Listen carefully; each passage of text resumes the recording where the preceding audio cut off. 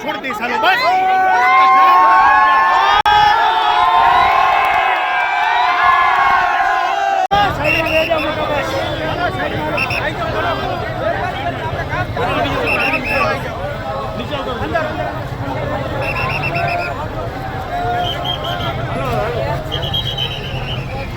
લોકોની રજૂઆત બાદ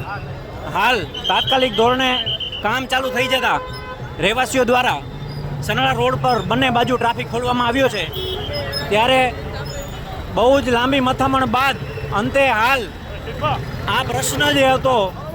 સાંજે એનો સુખદ સમાધાન આવ્યું હોય એવું દેખાઈ રહ્યું છે ત્યારે આપણે જોઈ રહ્યા છીએ કે ટ્રાફિક જે સનાળા રોડ ઉપર છે પૂર્વવત કરવામાં આવ્યો છે પોલીસ દ્વારા હાલ